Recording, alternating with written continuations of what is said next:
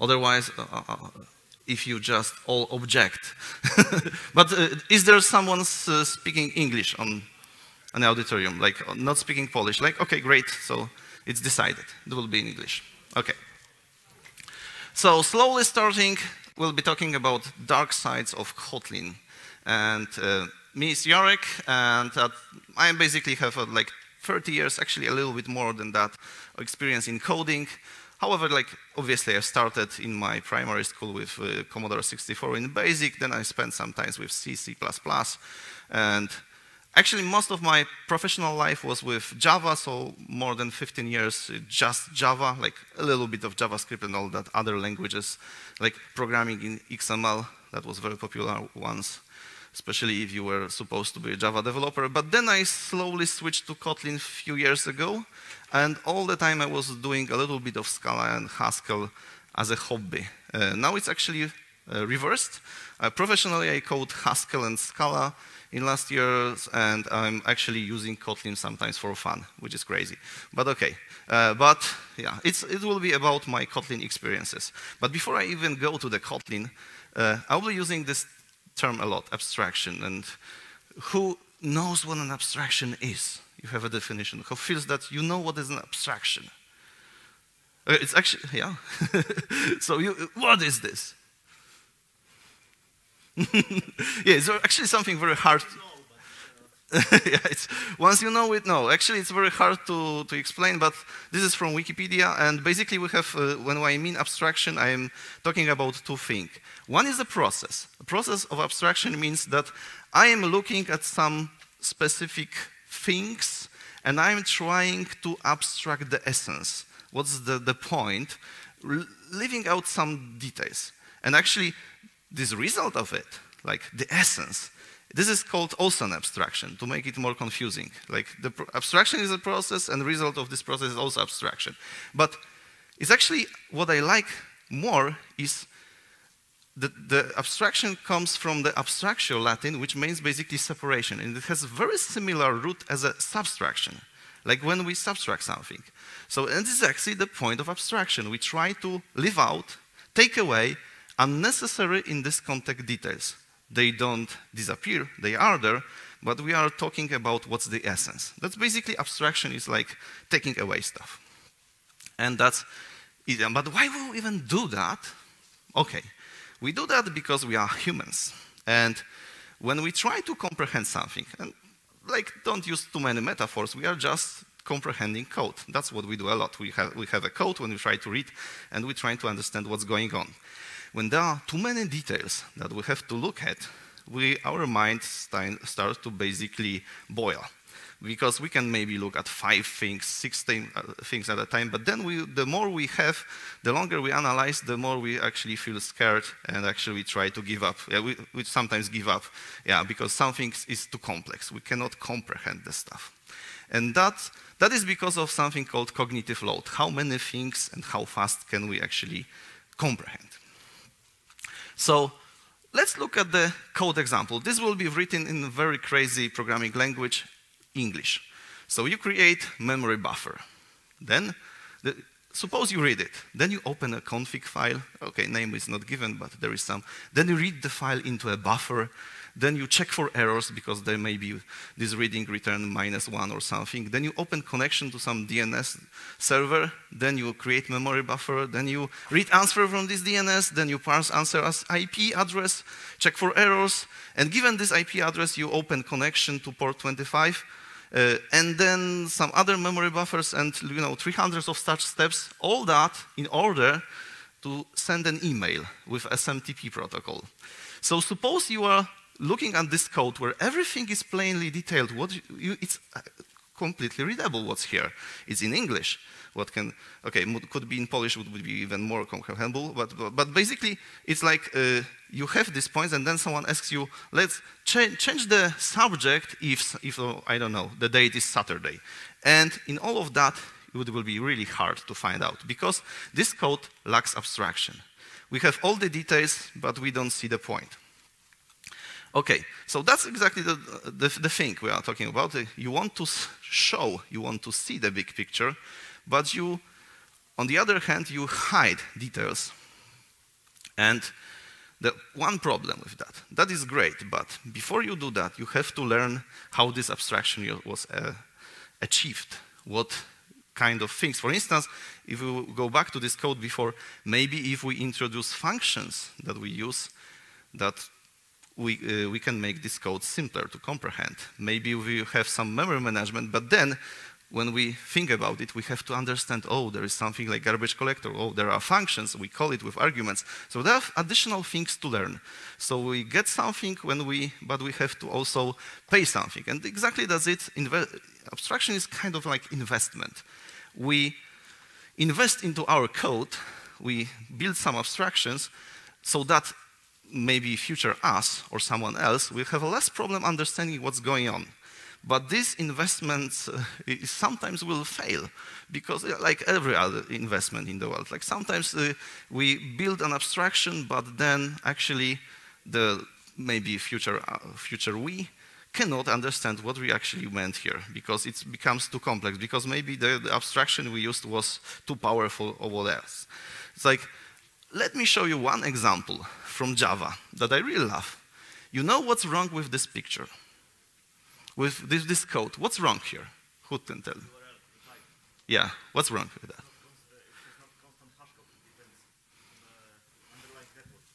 Yeah, so here we have a hash map, which is, let's say, one way of abstracting how we store things by the key.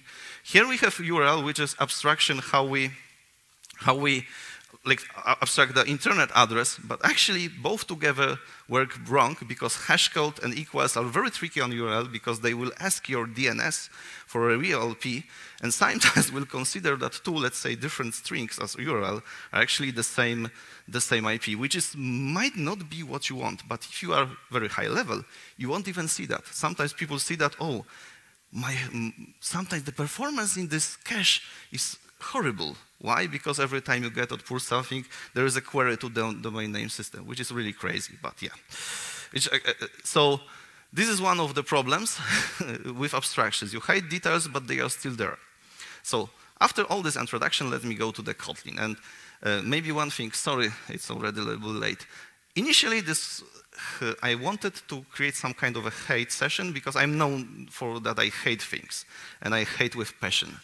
And obviously I hate Kotlin because I was programming with Kotlin a lot. But after I started to draw all that, I realized that all the things I hate have some reason. And in one moment, even like a week ago, it was actually a love session to Kotlin, which I definitely didn't want, because that would spread the wrong message. So now it's kind of a little bit of hate, a little bit too much of love as for me, but sorry, you were warned. So one thing about Kotlin is not a better Java. You think Kotlin is just a better Java, then you are doing something wrong, probably. It's a different language, and I will try to justify it. It's basically a whole new world, if you like, abstractions. It's like tons of things to discover if you come from the Java world. Or if you come from Haskell, it's just, you know, like programming without one hand. But, okay. So let's take one first thing. Extension functions. Who have heard about them? Who loves them? Who hates them? There are some hands, okay, for both things. So this is one of the things in Kotlin that is considered controversial. So that's why I talk a little bit about it, and we'll start a longer journey. So extension function is basically works like this. We have an acronym function, that's the real name. However, we prefix it with name with a string. It means this is an acronym function that works in the context of string. So here, for instance, it means that I have a this keyword, and this means the string that it was called on, and I can basically do things on that. So, for instance, I remember back like many years ago, this conference probably was called Java Developer Days. Maybe not officially, but I've seen something like that. And we have a function to create acronym, and it looks as if we added a method to string. Externally, outside of the string, we somehow enhance it. Isn't it a little bit scary? It's like a JavaScript when you can change your existing ecosystem platform and just add or even redefine stuff.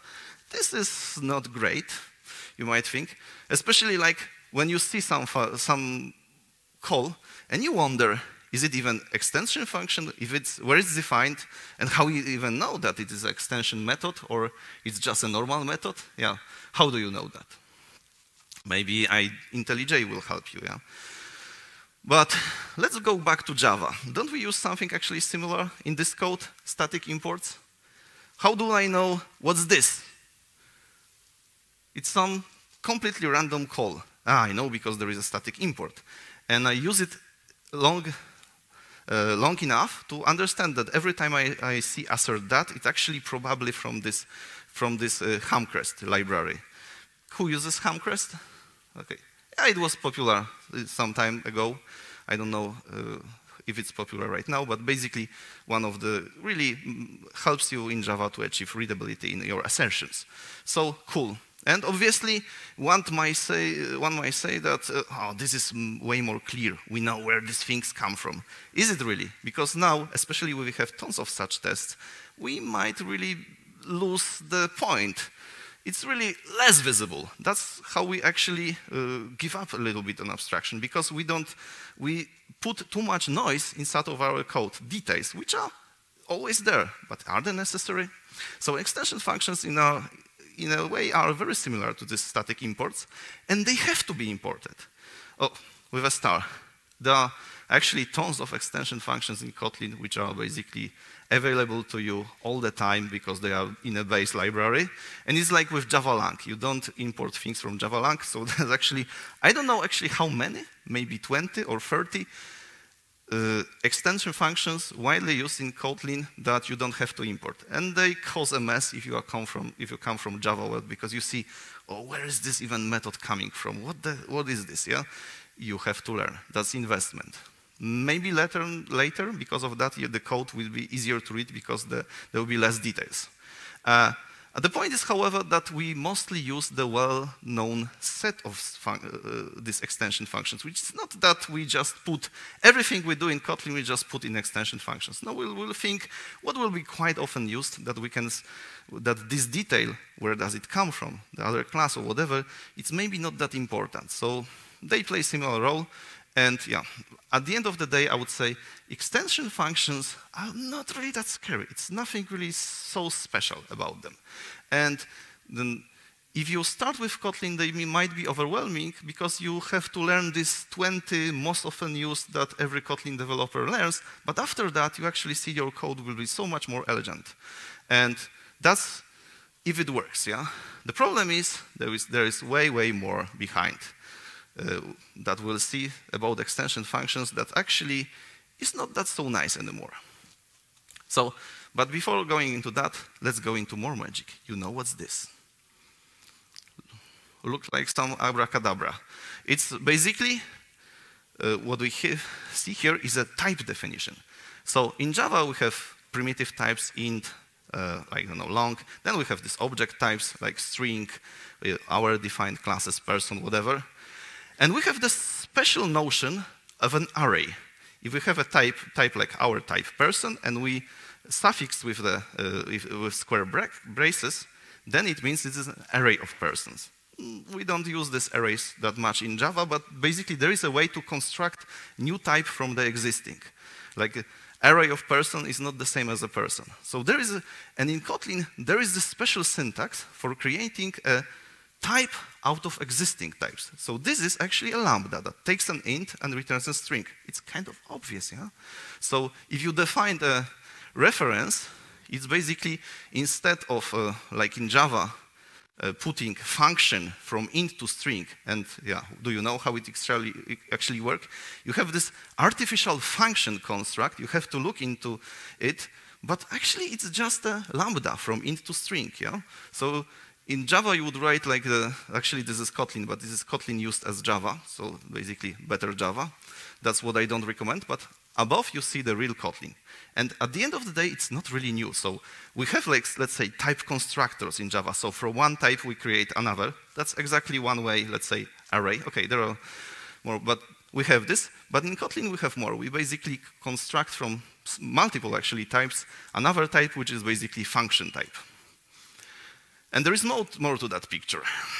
So if we have function f1, we have value actually. we can take this f1 and we can assign this lambda to it. It should be easy, like in Java. There is a second way, which looks horrible, even to me.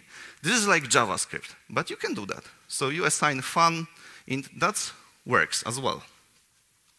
Then you have another way, so you just create a function wrap, and then you use method reference. Again, we have method reference in Java, nothing new. But we have three ways of defining, of assigning exactly the same value at the end to this type. So it might be a little bit overwhelming, especially if you see this, you start to wonder if if your choice of Kotlin was actually good. Okay. Yeah, because it seems to be modeled by the JavaScript, and JavaScript isn't considered the best language, in the world. Okay, but there is even more. Like this. If it's a type, maybe we can inherit from it. So in Kotlin, they don't use implements or extends, they use this colon to make it even more crazy and Haskell-ish, but it actually works the same way. So instead of writing implements into string, or in Java that would be implements function from int to string, we actually write it very concise way like this. And then, actually, this type has some implicit function, which is basically invoked, and once we override it, we defined a new type x, which actually inherits from, let's say, function type. And there are two ways to use it. So either we use this method invoked, or now very funny, it's just this x of this class x, we can directly call it with some parameter. It's like, and this is exactly another funny thing, operator overloading. So, because we've just overloaded operator of calling function, which is a really crazy thing, because you can define what happens when you call function on your object. As long as you provide this invoke method, then you don't have to actually put it x.invoke, you just put x and braces, and it's called. And you have full control what happens inside. And if you know who's been programming C++ in the past a little, like with operator overloading, do you love it? Yeah, I've been. I remember when we did everything with operator overloading. Add user to database, so overload plus equals operator, obviously, because it looks so much better and more concise. So operator overloading in C++ was hell, and nowadays we have operator overloading in Scala, which is even more crazy, because in C++ there was like well-defined set of operators you can overload. And in Scala, you can basically choose any symbol and use it as an operator, which makes me wonder, because multiple times I'm reading Scala code and I see crazy operator like with crazy signs, and I have no idea what does it even mean. And then I have to go to the library, etc., etc. So this can be overused. Kotlin is more similar to C++ in a way that it actually allows you only to overload a predefined set of operators and not introduce, with a special character's own operators. But, okay, I will not cover all the details. This is not a lesson about Kotlin, but it obviously may lead to problems. However, honestly, I don't see that problems anymore, because we were very crazy in the 90s when doing operator overloading, because we just learned this thing and we try to use it everywhere. You know this feeling, yeah? I just learned this concept, so I will use everywhere I can. Now it seems that developers already know the problems with operator overloading, so I don't see actually it's that often used. And whenever I did in Java work with big decimal calculations, this is exactly the place where I wish Java had some operator overloading, maybe with some limitation, but it's actually a cool feature to have, finally. But cool feature, but again, can be crazy. But before we go into that, yet another funny thing with function types. Obviously, it can be used as an argument to a function. So here we have a function, wrap all. It takes a list, and they take some strategy, how we wrap integer into string. And at the end, we have a result. List of 1, 7, -1, and we just wrap things into stars. By the way, you see something also cool here. So string interpolation. What is a small feature, but very nice. Nevertheless, there's nothing wrong with this picture, works as expected. You put a list and a lambda, but it can be also written this way. Has anyone seen a difference? Okay, there are some unnecessary white spaces to confuse you. Okay, sorry. But that's it. That's the second picture, that's the first. What has changed? Something very Kotlin-ish, I would say, Kotlin specific. Look at this call here. How many arguments RAPL takes? Exactly one. List. And what is this then? Because this function needs 2 arguments and we only present 1. So Kotlin has a very funny syntax rule that if a lambda is the last parameter, last argument of a function, you can take it away outside of this arguments list. And you can write it just after, which is crazy, but it works. So again, on the same picture, both ways. So basically, last lambda to a function, you can basically put it without the braces. What is even the reason for that? Don't ask me. Okay, I will show you the use. But basically, it is a gift. When you read a Kotlin code and you think, because by the way, Kotlin uses curly braces to denote a block of code. This begins blocks of code, and it here ends. And then you wonder, is it a block of code or someone just started Lambda? This is really great. And there are some funny coincidences. For instance, here, we want to use an if statement. So if condition, the A1 becomes 1 or 2. And in Kotlin, we can also write it this way. A2 equals if. So if actually is an expression, so returns the value. So it's exactly like a ternary operator in Java. That's why there is no ternary operator with question mark in Kotlin, because it's not needed, because normal if behaves like that. It's just written differently. You can assign to value. Nothing wrong with that picture, cool. But what if my A1 was actually a lambda, so was a factory of int or a supplier? So if condition, so A1 is a lambda that produces 1 always, or else it's a lambda that produces 2 always. And now I want to use this syntax. Oh, it doesn't compile, because Kotlin actually isn't sure. Is it a lambda or is it a block of code? Actually, Kotlin is sure. There is a rule that here basically by default is a block of code, not lambda. So you see we really lost a little bit of symmetry, yeah, and doesn't compile. There is a way to fix that, because you can put arrows and now Kotlin, oh, I know this is now lambda. Great, yeah.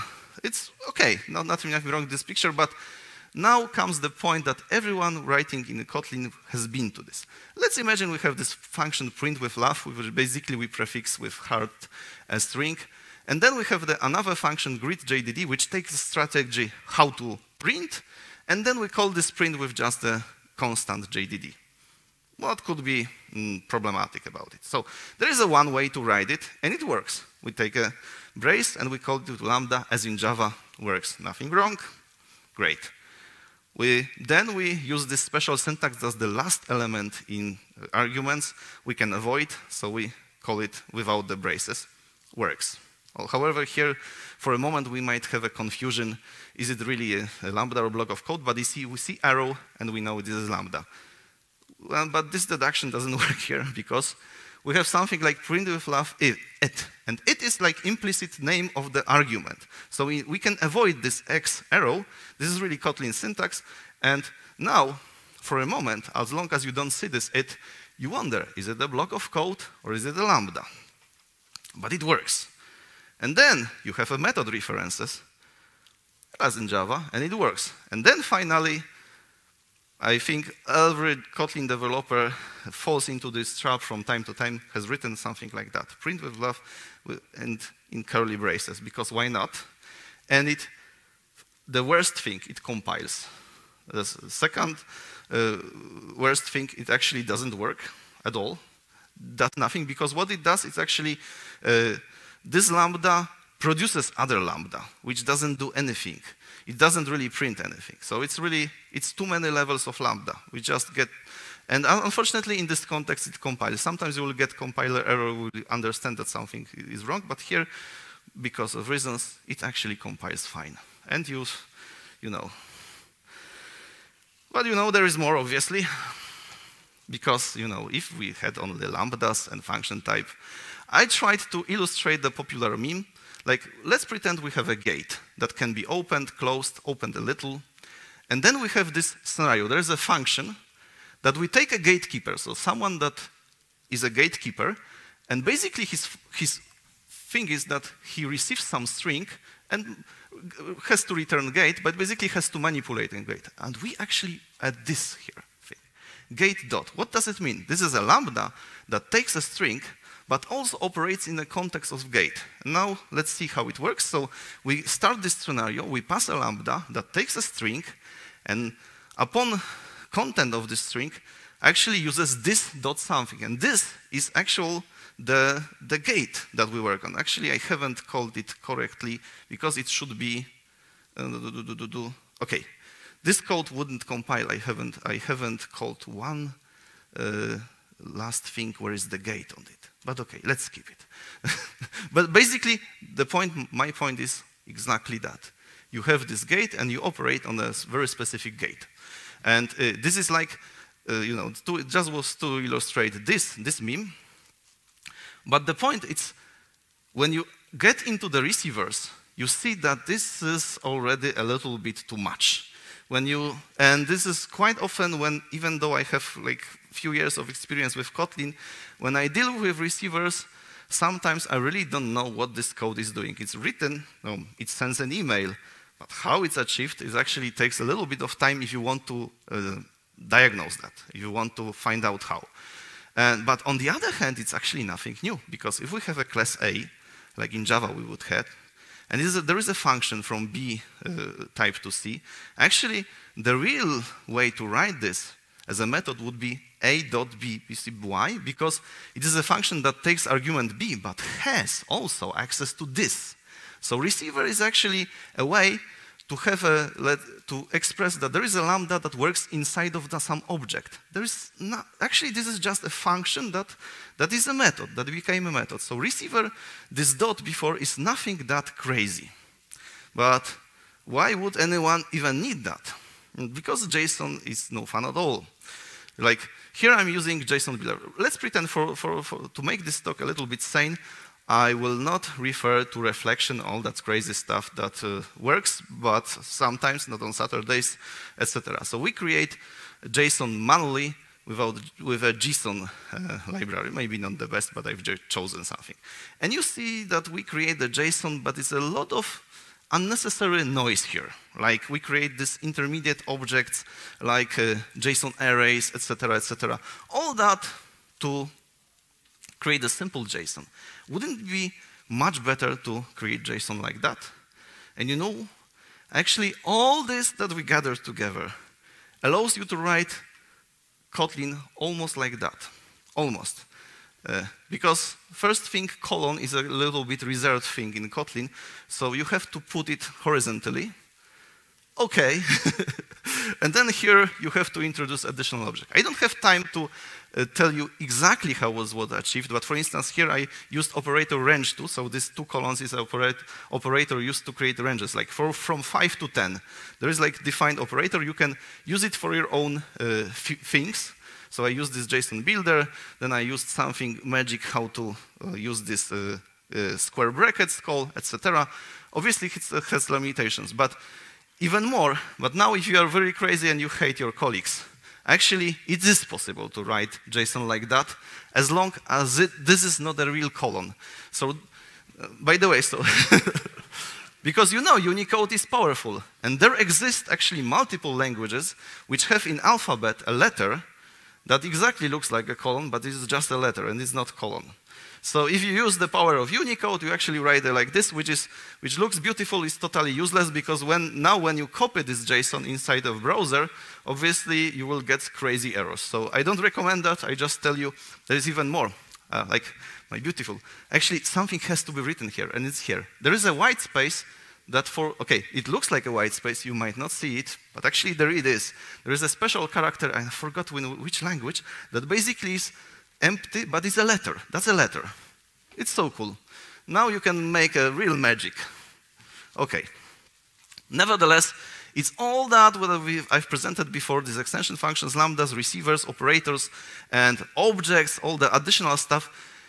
empowers us to create a beautiful DSLs in Kotlin. So Kotlin is so flexible that we can even pretend this is actually another language, which can be scary, but has a really advantages, because what else? You go to reflection, which is a horrible way of doing stuff, or you you create the text files and you interpret them. This is, at the end of the day, way more complex thing than just embedding your language in a Kotlin and pretending this is Kotlin and using its like flexibility. So the point of that, we don't actually create DSL in Kotlin every day. If you would, that would be a horrible, miserable way, miserable life of people that maintain this code. But we do in the places that are quite often used. So for instance, how many times you've written a JUnit test and you were really feeling bad after writing this method name of a function, of a JUnit? Yeah. Should return 5 when given blah, blah, blah, and you put this, you camel case, this long function name, what, for what? Yeah, because yeah, everything in JUnit needs to be a function, or at least it used to. But here, you can basically put all of that into the string, and then call something on it, and you can really present your assertion in a really sensible way, yeah, with all this power. So this comes from a Kotlin, and by the way, if you want to try Kotlin, because you are not yet scared enough, and you work for a big bank or some company, and they tell you cannot use on production, maybe they will let you, and actually this is happening, they will let you write tests in Kotlin, in cotest. And then even you know, this enterprise architects, when they see such tests, they sometimes say that they even like them. Because, okay. Other example is CTOR. So basically how we define routing in servers, or in HTTP servers in a project which is called CTOR. And again, you have get post. So in Java, you would have probably Spring and annotations. But you know, how are annotations working? There is some kind of a scanner. There are different ways it can work, but basically, it's something is scanned while your system starts, or sometimes you use a Micronaut or other system during the build, and then interprets your code, your annotations, looks for these annotations, and then does some magic with your code. Here, even though it looks magic, there is no magic. You can go into this get definition. This is all valid Kotlin. You can get into post, you can debug it. It all stays on the same level. There is no magical interpretation from behind that you cannot really use. And it's, at the end of the day, it's almost as readable. I will say, for me, it's more readable than annotations. But okay. Now, unfortunately, we have more. And now we switch a little bit topic. What is a polymorphism? Who knows? Okay, that's probably when someone says you polymorphism because you were exposed to Java and object-oriented programming for long, you think about subtype polymorphism. So there's interface, virtual method, and stuff like that. Yes, that's one way of doing polymorphic things. But the essence of polymorphism, like abstraction, is that you write code once and it works for different types. And who knows what different type of polymorphism we have in Java?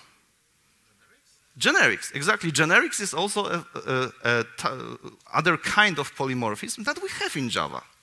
And it's supported by Java quite well. And now but this is the polymorphism we will talk about, and I will tell you about something I call deserialization disaster or from JSON catastrophe. Because there is like one exact place where this polymorphism subtype fails. Suppose we want to deal with JSON again. And again, suppose there are no reflection libraries, magic, and everything. We want to express that our object can be serialized to JSON. So we introduce interface JSON serializable. Obviously, we should call it JSONable according to some naming standards for interfaces, but okay, maybe we are not that crazy. And we create method to JSON, which returns string. That should be, let's pretend that string is just a JSON. But now we can maybe introduce a person class with some fields, and we implement this interface to JSON, and we turn this object of the person into some string, and now we can have a polymorphic, that's actually polymorphism, polymorphic serialized method that basically takes a list of some objects as long as they support this JSON serializable and returns some JSON. Okay, by the way, I will show you later why this JSON is exactly the string. But And it can work. There's nothing wrong with this picture. It actually compiles and it works. Because as long as we know how this T is JSON serializable, we can call to JSON on that. Great, this is easy. But what about from JSON? This is actually a little bit of a disaster, because we might try to implement it like this, but this is incredibly stupid. Like, suppose I have a person class that implements JSON deserializable. So in order to create object of this class, I need already this class, and then to call it with this string to get actually what? JSON deserializable, not even a person. This is a disaster on so many levels. But then you try to think how to fix that. And I won't go into details because that's not enough time. But basically, yeah, when there is a problem with our language, it's not flexible enough, we make workarounds. And to those workarounds, to not call them workarounds because that doesn't sound nicely, we call them design patterns, and it's so much better. So there's a design pattern. Let's call it a strategy. So we have a JSON support interface. Now we have both to JSON and from JSON. And there is a strategy how from object of type T create a JSON, and how from JSON create object of type T. And that's the strategy how to deal with type T. At top you have the type alias, which means that string is a JSON. That's why we had this small confusion before. And now we can create person-to-person JSON support. Nothing. By the way, Kotlin natively has singletons, because obviously singletons are so great. So you have, instead of writing a class and then instantiating it, you just write object. And it means there will be only one instance. By the way, singletons are horrible, but think of it as just static methods.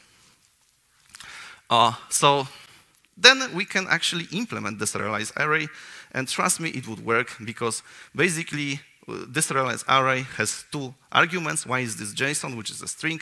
Then you put this strategy, how to deal with stuff. Then, for instance, I split by comma, and then on separate strings, I use this from JSON. And it would work. There's nothing wrong with this picture. We just use, let's say, strategy to deal with our disaster. But now, small thing, JSON supports is actually something which can be called type class. What is this? It's basically interface that works on some type T. And we can provide its implementation for some types. And basically all the methods deal somehow as arguments or return T.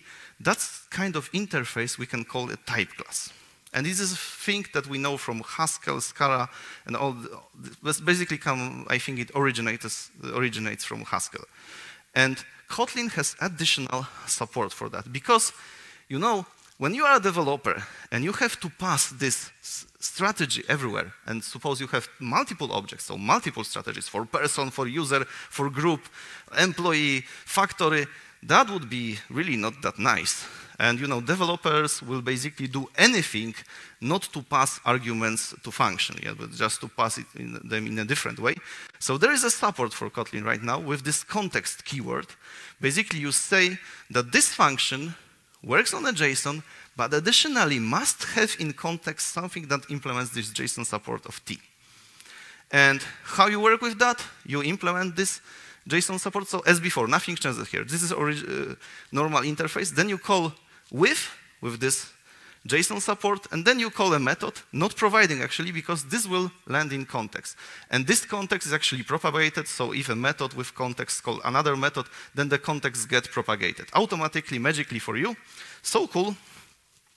So basically type classes are interfaces on steroids, so like built-in design pattern, and this is a powerful extension. In one moment you will see that you see world not again anymore in interfaces, you see type classes. Another example is, you've seen this picture before. You have a list of something, then you create some initial value of this something, then you iterate a list and somehow merge the stuff together, and then you return. For instance, you have like orders for all your projects that were submitted today, and you create an empty list here, and then you add all the things that were ordered, and you merge. So at the end of the day, I know how many articles and all the things that were, like, for instance, ordered today. So, and this is a pattern obviously you see in a lot of places in code, maybe written a little bit differently. I accumulate stuff, like I start with some initial value, then I accumulate using some merge, add, plus, whatever, and I return it. And you know, this is actually something called monoid. Wow, who has heard monoid before? Okay, so monoid is exactly that. Like, type class monoid would be something that has some notion how to create empty object and something that has a notion how to merge stuff together into the same type.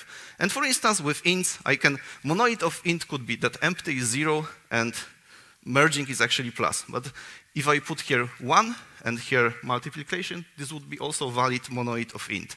Here is, with strings, I can use string concatenation. And at the end, I can, for instance, call multiple different methods with list of integers, list of string, I use this with, so I put in context different implementations of monoid, instances of type classes, and it all magically works. It's so cool. Okay. However, one fact, that if you write this like this in Kotlin, and then you maybe by accident write the same thing in Scala, it suddenly becomes ugly and unreadable. No one knows why, but it's magic. Just wanted to warn you. But there is more. I was slowly finishing. So flat mapping. Obviously, who has seen either before? Yeah. Who created this code which has, I don't know, 5 flat maps in one method? Yeah, a lot of you. This looks like a horror and people start to dislike you when you write like this, even though your internal Haskeller is so happy.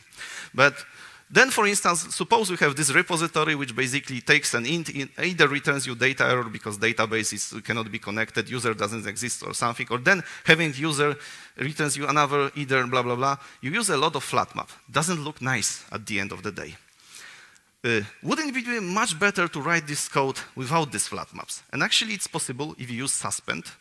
So coroutines in Kotlin, and exactly can be written like this. This is now plain imperative code, even though you actually use either inside. You just have a user, then have group and have admin, and it all works. And magically, actually, even though it uses a coroutine, there is absolutely no threads, no real asynchronicity inside. This is a way how to abuse this engine of coroutines, and it's beautiful. As long as someone tries to ask how it actually works. So about coroutines, coroutines are the thing in Kotlin that I actually hate a lot. Especially because, for instance, if you have a function that is suspended, you can only call it from other suspended function, or you have to use some special coroutine builder. So people slowly see this problem that I want to call this function, but it's some lambda, but this lambda is not suspended, so I have to make it suspended. And slowly, if you start to use that, all your function in code becomes suspended. And actually, no C# developer, they have async, so very similar engine, and they already say that all the methods we create should be async, basically. So cool. Okay, I don't even cover the performance of that. But there are additional problems with that, which are really funny. For instance, this is suspended function tell me number, which returns int. Well, actually not. Because if you run this, it returns you a string. So this is a way to actually completely destroy the type safety of Kotlin. Yeah, good. They promised you now safety. They don't even provide you type safety. Luckily for you here, it lands with a runtime class cast exception. No, yeah, it's a class cast exception in runtime. Well, great. But this is actually code how you deal low level with coroutines might be used. So, wow, great job, Kotlin, yeah? And you know, because all at the end of the day, it's like great powers. It's my best quote from Koń Rafał. Comes with great responsibility. You have to be responsible, but obviously if you provide this power, someone will abuse it. You know how it works. And at the end of the day, okay, I'm just finishing about Java. I don't consider Java that bad language, let's say. I'm not a big fan of Java. I don't write Java for a long time. But this is a nice language in one thing, because it's relatively easy to learn because we don't have that many abstractions. And we know what's exactly happening. And even more, Java once was a little bit experimental language. Like, you know, when they did this experiment and they provided you checked exception, which are horrible. Maybe you don't know, but they are really horrible. This is a failed experiment. Java was an experimental language, let's say, 20 years ago, but it's not anymore. And now, when something is inserted to Java, it's only 5 years after all the other languages agreed, okay, this is actually good. Because in Kotlin, We have powerful abstractions. We have some of these features I presented you were actually, they are marked as experimental. And I even would say that at this moment, because of reasons suspend, many people consider suspend a failed experiment. Yeah. On the other hand, there is a big group of developers that do love it. Yeah. But basically my one point, Kotlin tried initially to eliminate a lot of Java pitfalls like null checking, all that stuff. And it solves this, but introduced even bigger puzzlers to your code sometimes. Unfortunately, and it presents you a lot of things to learn. But once you learn that, you will see that Kotlin is not just a better Java. It's just a different language that allows you to express your stuff in a way more flexible ways. And that's the end of this talk. Yeah, thank you very much.